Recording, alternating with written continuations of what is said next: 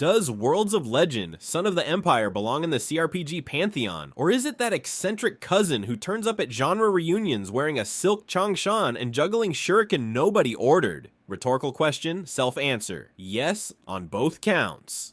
Published by Mindscape in 1993, the game is simultaneously conservative, tile-based, isometric, mouse-optional, and gloriously bonkers, cramming UA-themed ninjas, rune chemistry, and Troubadour buffs into a single 4-person party. Underrated? Absolutely. Most 90s kids never saw beyond Ultima 7's box art. Overrated? Only if you've mistaken cult favorite for mainstream darling. Fundamental? Not quite, but ignoring it means missing a strange junction where British board game crunch collided with early 90s console hype. Historical context, Mindscape's original Legend launched in 1992, a faux Norse tactics RPG whose fixed 4-hero squad, simultaneous real-time turns, and drag-and-drop inventories drew press clippings and migraine complaints in equal measure. 12 months later, the same engine resurfaced with an Eastern Empire coat of paint as Worlds of Legend, Son of the Empire. Designers Anthony Taglioni and Peter Owen James kept the core loop, real-time with autopause tactics, tile-based dungeons, but swapped Ragnar hair metal for lacquered pagodas, then pitched the mashup as high fantasy meets silk sheet intrigue. The DOS role-playing landscape in 1993 was a Shark Tank. Darklands had already cracked open free roam simulation, Betrayal at Krondor would soon prove you could text crawl a blockbuster, and Doom was only months away from murdering attention spans. Into that storm marched a 16-color isometric tactics hybrid that asked, what if your Berserker could share a party slot with an assassin who's secretly heir to the Jade Throne?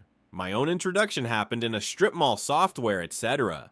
The demo PC listed 3 hot floppies: XCOM, Aliens plus spreadsheets, Dungeon Hack, Eye of the Beholder but solo, and Son of the Empire, Ninja CRPG with rune bombs. Ninja CRPG? Sold. I begged my dad for a long weekend rental, then loaded the 4-disc set into a 386DX that still smelled of Circuit City plastic. The title screen's blood red sunset, the wavering Shakuhachi MIDI, the overworld map that looked like Hero Quest had drifted east and read Lone Wolf paperbacks. Everything yelled imported pulp. Mindscape's marketing leaned hard on that pulp vibe. UK magazines ran full-page spreads with lotus petals and clip art kanji. The American one-sheet promised ninja spies, rune-forged weapons, and tactical depth. The manual printed weapon stats besides suspiciously generic Chinese characters. Cultural nuance was not a line item in the 93 budget, but for pubescent RPG fiends, it was exotic catnip. Most importantly, it invited you to wear silk pajamas while rolling dice, something TSR never dared. Mechanics, 4 heroes, 1 yin-yang interface.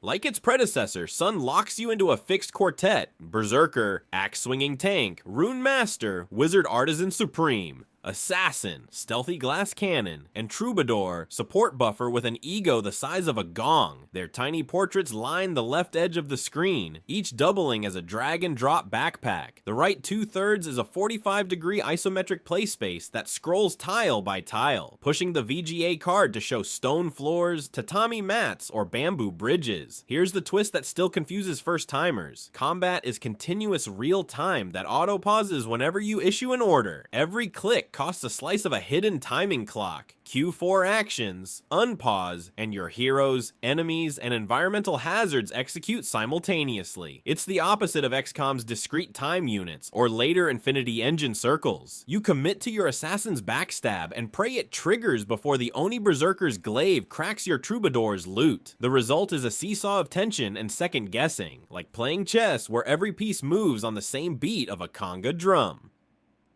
Rune queuing alchemy. The Runemaster's spell and weapon workshop is the star mechanic. Open his rune bowl and you'll see 2 parallel rows. Directors on top, range, speed, area, and effectors below, fire, ice, wood, iron, spirit. Cue 1 to 3 stones in sequence, say fire. Air, wood, click forge, and out pops a flaming spear. Want a bomb? Try iron, fire, spirit, healing salve, spirit, water, Earth. Experimentation matters. The manual offers skeletal hints, but the best combos are buried in scrolls or NPC gossip. Mid-dungeon, you'll juggle real-time pathing while racking your gray matter for that forgotten freeze bridge recipe. Fumble, and your assassin bottoms out in a moat quicker than you can shout Ctrl R to reload.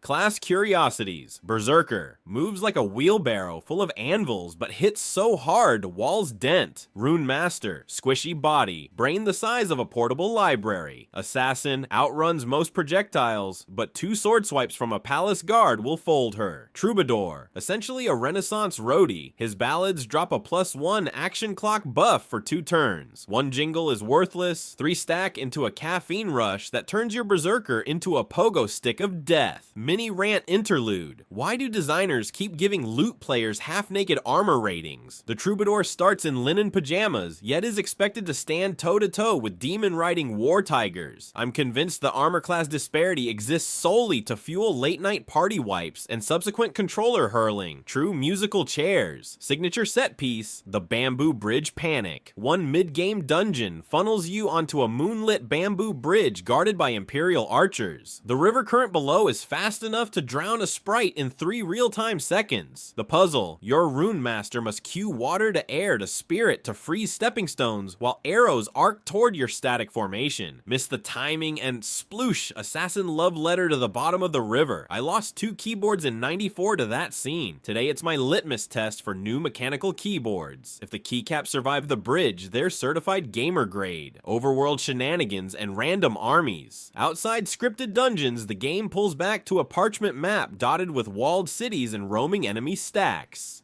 Bump 1, autopause kicks in, and you fight an open field skirmish with the same rules. Armies respawn every game week, making low-risk XP farming possible, right up until the curve flat lines around level 10. Side quests pop from random town gossip, bribe a tax collector, escort a jade caravan, chase bandits who stole sacred rice. These RNG hooks were perfect school night filler. 10 minutes of tactical greed, 0 commitment to plot. Interface idiosyncrasies. Keyboard tank steering, left-right rotate, up advances, survives from the Amiga code base. Mouse works but hiccups at high CPU cycles, making DOSBox settings, core to all dynamic, cycles approximately 10,000, essential. Unlike its bardic ancestors, Sun lets you save from the system menu anytime you're not in combat. No need to hike to an inn, an ergonomic mercy that contemporary reviewers inexplicably glossed over. Legacy and influence. Son of the Empire reviewed respectably, lots of 7s and early internet worth it if you're patient, caveats, but vanished under the shadow of bigger fish like Betrayal at Krondor and Might and Magic 5. Mindscape never released sales figures. Anecdotal chatter says continental Europe bought more copies than North America, thanks to a German boxed edition that looked like a VHS Kung Fu bootleg. Yet the game's ideas aged well. The real-time autopause scheme pops up later in Fallout's VATS prototype and Jagged Alliance 2's hybrid mode. Rune queuing prefigures Magicka's element mashups by nearly 2 decades. The fixed class quartet, tank, nuker, DPS, support mirrors MMO raid logic before MMO raids existed. CRPG historians still host Rune-Jam weekends where modders randomize the stone recipes, then race through the campaign on live streams, cursing whenever spirit plus wood plus fire morphs from a flame pike to a self-immolation potion. As for sequels, rumor says a 3rd Legend title shifted the setting to an Atlantean archipelago, but Mindscape's mid-90s restructure killed the project. Programmers drifted to Psygnosis and Bullfrog, the code base to freeware purgatory. In 2018, an open-source fan project ported the original binaries to SDL under the alias Legendary Tales, but legal fog over the IP keeps it from GOG shelves. Closing paragraph plus score. Playing Worlds of Legend, Son of the Empire in 2025 is like unrolling a silk map of design experiments, some wrinkled, some timeless. The interface is clunky, the learning curve angles like a pagoda roof, and your Troubadour will die more often than Kenny in South Park. Yet the moment your Runemaster lines up a perfect rune combo while archers loose pixel rain, you glimpse the hybrid brilliance developers still chase. Board game precision fused to real-time thrill. It's neither genre cornerstone nor disposable curio, rather a side corridor in the huge RPG museum, illuminated by paper lanterns and guarded by a tiger that occasionally clips through walls.